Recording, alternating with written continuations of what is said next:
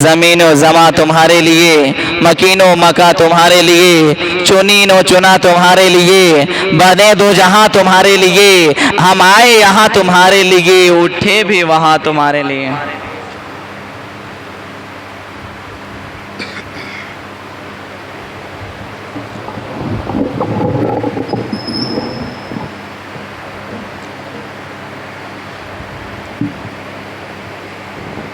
معزز سامعین کرام،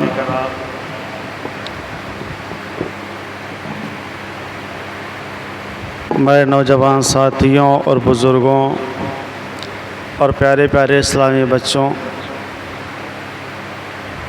السلام علیکم ورحمۃ اللہ تعالی وبرکاتہ۔ الحمد للہ رب العالمین، والصلاة والسلام علی سید المرسلین وعلی آلہ واصحابہ اجمعین، اما بعد۔ بسم اللہ الرحمن الرحیم۔ قال رسول اللہ صلی اللہ تعالی علیہ وسلم: انما الاعمال بالنیات، صدق اللہ العظیم وصدق رسولہ النبی الامین المتین المعین المبین الکریم، ونحن علی ذلک لمن الشاہدین والشاکرین والحمد للہ رب العالمین۔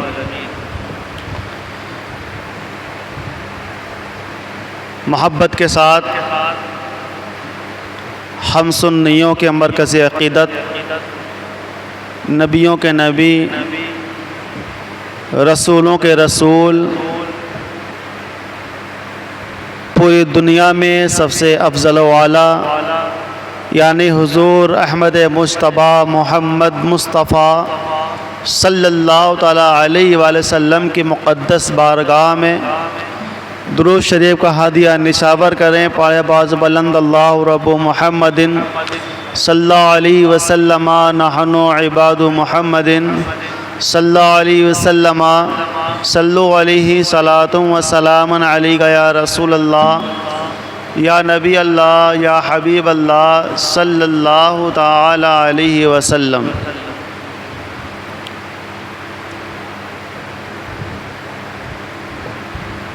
برادر اعلیٰ حضرت علامہ حسن رضا خان علیہ رحمۃ رضوان کیا یہ خوب ارشاد فرماتے ہیں: دل درد سے بسمل کی طرح لوٹ رہا ہو، دل درد سے بسمل کی طرح لوٹ رہا ہو، سینے پہ تسلی کو تیرا ہاتھ دھرا ہو، اور ڈھونڈا ہی کرے صدر قیامت کے سپاہی، ڈھونڈا ہی کرے صدر قیامت کے سپاہی، وہ کس کو ملے جو تیرے دامن میں چھپا ہو۔ اور آگے کیا ہی خوب ارشاد فرماتے ہیں: آتا ہے فقیروں پہ انہیں پیار ہی کچھ ایسا، آتا ہے فقیروں پہ انہیں پیار ہی کچھ ایسا، خود بھیک دیں اور خود کہیں منگتے کا بھلا ہو، خود بھیک دیں اور خود کہیں منگتے کا بھلا ہو۔ معزز سامعین کرام، ہم اور آپ نوری محفل میں شرکت کی غرض سے جامع مسجد پلیا کلاں میں حاضر ہیں۔ اللہ رب العزت کی بارگاہ میں دعا ہے مولا کریم پروردگار عالم، جن احباب نے، جن ہمارے دوستوں نے شرکت کی، ان کی عمر میں، دکان میں، مکان میں، جائز کاروبار میں بے پناہ برکت رحمت نازل فرمائے۔ بڑے افسوس کی بات ہے، اتنا بڑا محلہ ہے اور بار بار بتایا جاتا ہے اور سب کو معلوم بھی ہے اور آواز بھی ہماری پہنچ رہی ہے، ابھی محلے میں، گلی میں کہیں تماشا ہوتا ہو تو ہم بھیڑ لگا کر کے کھڑے ہو جایا کرتے ہیں، لیکن بڑے افسوس کی بات ہے کہ اللہ اور اس کے رسول کی باتیں جہاں بتائی جاتی ہیں وہاں شرکت کی ہمیں توفیق نہیں ہوتی. ناچ گانا، ڈھول تاشے باجے، دیگر خرافات، شیطانی اعمال جہاں ہوا کرتے ہیں وہاں بن بلائے ہم پہنچ جاتے ہیں. لیکن جہاں اللہ اور اس کے رسول اور اللہ کے نیک بندوں کی باتیں اور ان کا تذکرہ ہوا کرتا ہے وہاں ہمیں شرکت کی توفیق حاصل نہیں ہوتی. وجہ صرف یہ ہے کہ جہاں ذکر حبیب ہوتا ہے خود خدا بھی قریب ہوتا ہے، ان کی محفل میں بیٹھنے والا آدمی بڑا خوش نصیب ہوتا ہے. تو جو یہاں بیٹھے ہوئے ہیں وہ اپنی قسمتوں پر ناز کریں کہ اللہ نے ہمیں چوراہوں پر، گلیوں پر، ادھر ادھر کی باتوں میں مزہ لینے والا نہ بنایا بلکہ اللہ اور اس کے رسول کا ذکر سننے اور سنانے والا بنایا ہے. سبحان اللہ.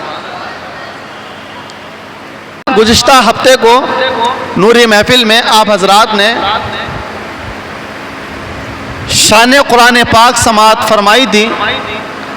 آج انشاءاللہ تبارک و تعالی آپ حضرات شان حدیث مصطفیٰ سماعت فرمائیں گے صلی اللہ تعالی علیہ وآلہ وسلم. دنیا میں سب سے افضل جو کتاب ہے وہ قرآن پاک ہے. آپ سب سے پہلے یہ سمجھیں کہ اسلامی فقہی جو معاملات ہیں جن سے مسائل اخذ کیے جاتے ہیں وہ 4 ہیں جنہیں ادلہ اربعہ کہا جاتا ہے. کتنے ہیں؟ 4 ہیں. نمبر 1 القرآن، نمبر 2 السنہ یعنی حدیث، نمبر 3 الاجماع، نمبر 5 القیاس. یعنی قرآن، سنت یعنی حدیث اور اجماع اور قیاس، یہ 4 ادلہ اربعہ ہیں. یعنی اسلامی فقہی جو مسائل ہیں وہ انہی 4 چیزوں سے ماخذ ہوا کرتے ہیں، انہی 4 چیزوں سے نکلتے ہیں. نمبر 1 پر قرآن پاک ہے جس کا تذکرہ آپ گزشتہ ہفتے کو، گزشتہ شنیوار کو سماعت فرما لیا. قرآن کے بعد جو ادلہ اربعہ میں سنت یعنی حدیث کا مقام ہے وہ آپ حضرات آج سماعت فرمائیں گے. ابھی خطبہ مسونہ کے بعد میں نے حدیث پاک کا ایک ٹکڑا پڑھنے کا شرف حاصل کیا. رب قدیر کہ پیارے حبیب صلی اللہ تعالیٰ علیہ وسلم ارشاد فرماتے ہیں انما الاعمال بالنیات، یعنی اعمال کا دار و مدار نیتوں پر ہوا کرتا ہے.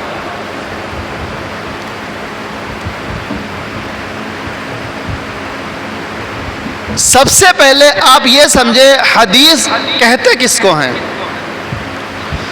حضور صلی اللہ تعالیٰ علیہ وآلہ وسلم کے قول، فعل، تقریر کو حدیث کہا جاتا ہے. قول مطلب یعنی حضور نے جو فرمایا وہ حدیث. فعل مطلب حضور نے جو کیا یعنی حضور کا جو کردار ہے، حضور کا جو عمل ہے وہ حدیث. اور تقریر مطلب حضور صلی اللہ تعالیٰ علیہ وآلہ وسلم کے سامنے اگر کوئی کام صحابہ کرام نے کیا ہو اور میرے آقا نے اس کو منع نہ فرمایا ہو تو اس کو بھی حدیث کہتے ہیں. تو حدیث یہ کہتے ہیں حضور صلی اللہ تعالیٰ علیہ وسلم کے قول، فعل اور تقریر کو حدیث کہا جاتا ہے. اس حدیث کا بڑا مرتبہ ہے.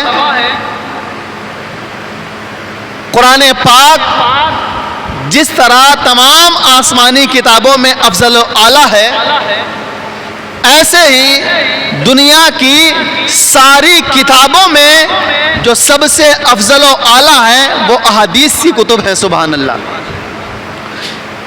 سرکار اعلیٰ حضرت مجدد اعظم امام عشق و محبت الشاہ امام احمد رضا خان فاضل بریلوی علیہ رحمت رضوان احادیث کی کتب سے بڑی محبت فرماتے تھے. حدیث کی کتابوں سے بڑی عقیدت رکھتے تھے. یہاں تک کہ اگر کہیں حدیث کی کتاب رکھی ہوئی ہے تو حدیث کے اوپر کوئی اور دوسری کتاب جو ہے حدیث کے اوپر نہیں رکھتے تھے. سبحان اللہ. یہ سرکار اعلیٰ حضرت رضی اللہ تعالیٰ عنہ کا ادب تھا کہ وہ اس طرح احادیث کی کتب کا ادب و احترام کیا کرتے تھے. جس طرح ہم قرآن پاک کا ادب و احترام کرتے ہیں ہم پر لازم و ضروری ہے کہ احادیث کی کتب کا بھی ہم ادب و احترام کرتے رہیں.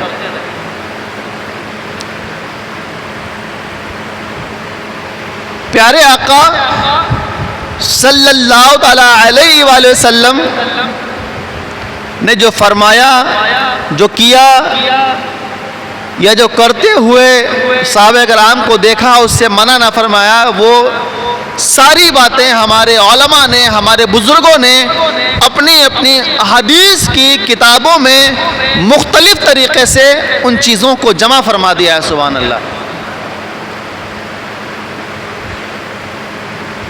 جس طرح تمام آسمانی کتابوں میں قرآن سب سے افضل ہے، اسی طریقے سے تمام دنیا کی کتابوں میں جو سب سے افضل ہے وہ بخاری شریف کتاب ہے. سبحان اللہ.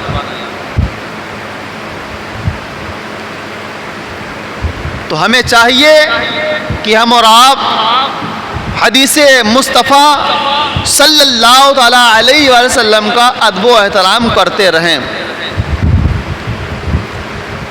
اچھا، ہم کیا جانتے تھے؟ کچھ نہیں جانتے تھے نا. ہمیں کیا معلوم؟ کچھ نہیں معلوم. لیکن جو حضور نے ہمیں بتایا ہے، حالانکہ ہمیں نہیں، ہمارے اسلاف کو بتا دیا، لیکن ہمارا عقیدہ یہ جو حضور نے صحابہ کو بتا دیا، جو صحابہ نے تابعین کو بتا دیا، جو تابعین نے تبع تابعین کو بتا دیا، مسلسل آج تک حضور کا فرمان جو پوری دنیا میں گردش کرتا رہتا ہے، ہمارا عقیدہ ہے وہ حق ہے اور سچ ہے. جس طرح ہم قرآن کی باتوں کو، قرآن کی آیات کو، قرآن کے زیر زبر پیش کو ہم حق اور صادق اور سچا جانتے ہیں، یوں ہی احادیث مبارکہ کے ہر لفظ کو بھی ہم سچ اور صادق جانتے ہیں. سبحان اللہ.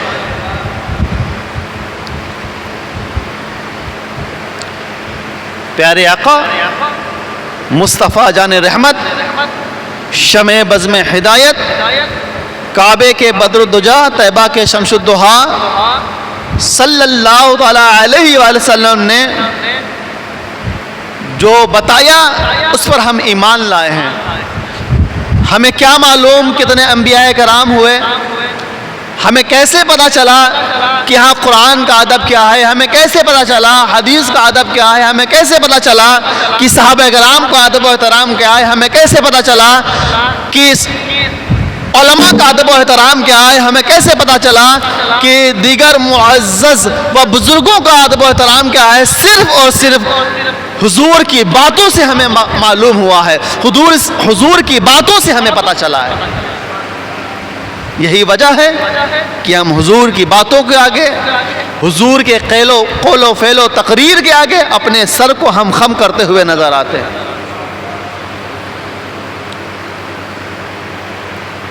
میدان محشر کا عالم یاد کرے جو نفسا نفسی کا عالم ہوگا.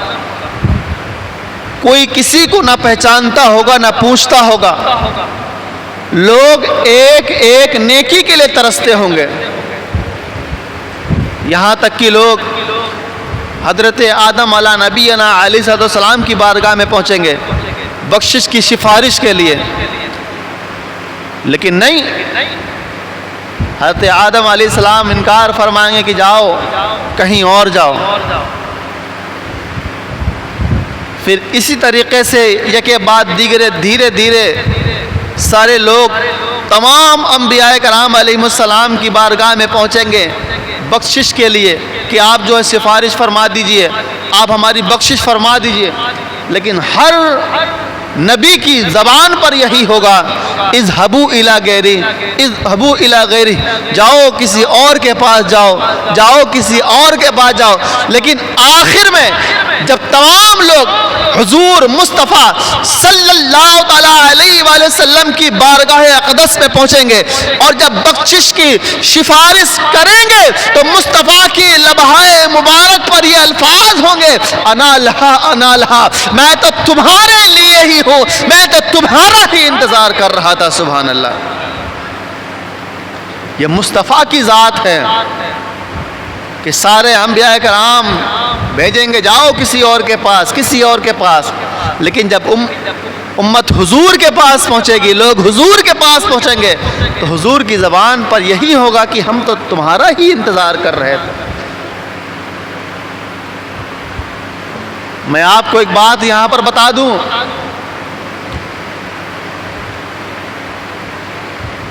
لوگوں کو تمام انبیاء کرام علیہ السلام کے پاس جانے کا مطلب کیا تھا؟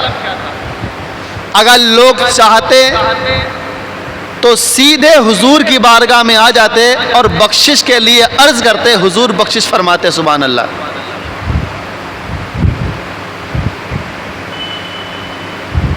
لیکن یہاں بتانے کا مقصد یہ ہے کہ میدان محشر میں تمام انبیاء کرام کی بارگاہ میں جب لوگوں کو بھیجا جائے گا، لوگ جائیں گے اور ہر نبی کی زبان پر ہوگا اذهبوا الی غیری، جاؤ کسی اور کے پاس جاؤ، جاؤ کسی اور کے پاس جاؤ.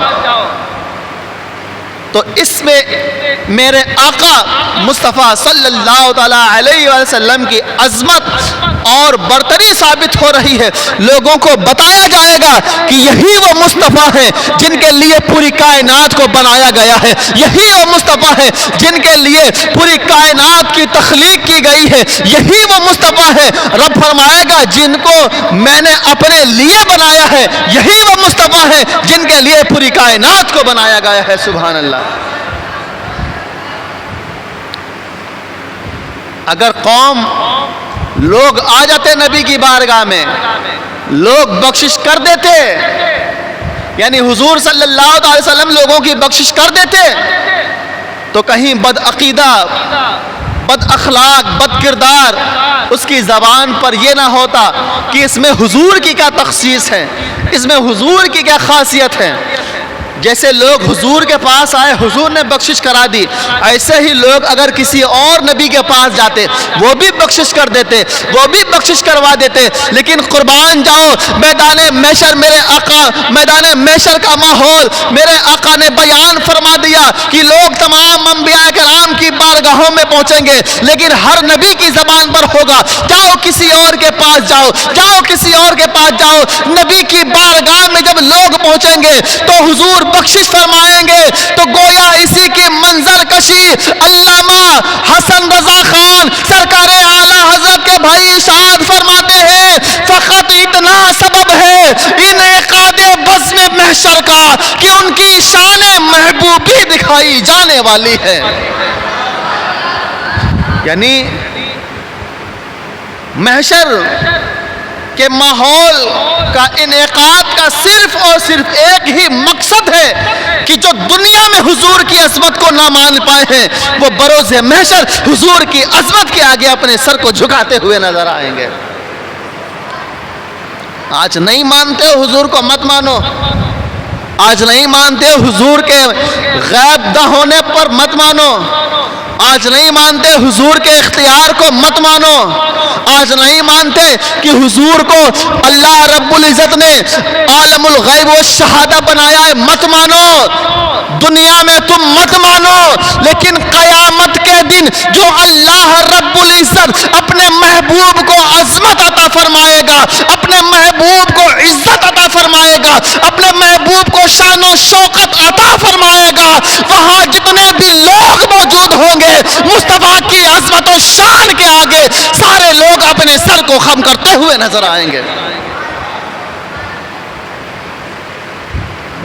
آج نہیں مان رہے ہو، اپنا نقصان کر رہے ہو، اور کل بروز محشر اگر ماننا بھی چاہو گے تو تمہارا ماننا رب کی بارگاہ میں قابل و قبول نہیں ہوگا۔ وہاں تو وہی مقبول ہوگا جو دنیا میں رہ کر کے تم نے حضور سے عقیدت کی ہوگی، جو دنیا میں رہ کر کے تم نے حضور سے محبت کی ہوگی۔ تو میرے عزیزوں، میرے پیاروں، یہ باتیں ہمیں میدان محشر کی جو پتہ چلی ہیں، یہ کیسے؟ یہ حدیث کے ذریعے پتہ چلی ہیں، اور حدیث یہ ہمارے لیے بڑی عزت و عظمت والی چیز ہے۔ حضور کا فرمان ہے، زمانہ ٹل سکتا ہے، دنیا ادھر سے ادھر ہو سکتی ہے، لیکن حضور نے جو فرما دیا 1450 سال پہلے، وہ آج بھی ہوتا چلا آیا ہے اور صبح قیامت تک ہوتا چلا جائے گا۔ سبحان اللہ۔ تو ہمیں چاہیے کہ مراب حضور صلی اللہ تعالیٰ علیہ وسلم کی عظمت اور محبت اپنے دلوں میں بٹھائے رکھیں۔ اللہ رب العزت کی بارگاہ میں دعائے مولا کریم پروردگار عالم ہم سبوں کو سننے سے زیادہ عمل کرنے کی توفیق عطا فرمائے، اور قرآن و حدیث کی عظمت اور اس کی بلندی ہمیں اپنے سروں پر بٹھانے کی توفیق عطا فرمائے۔ استغفر اللہ ربی من کل ذنب واتوب الیہ۔ سارے لوگ کلمہ طیبہ پڑھ لیں، لا الہ الا اللہ محمد رسول اللہ صلی اللہ تعالی علیہ وسلم۔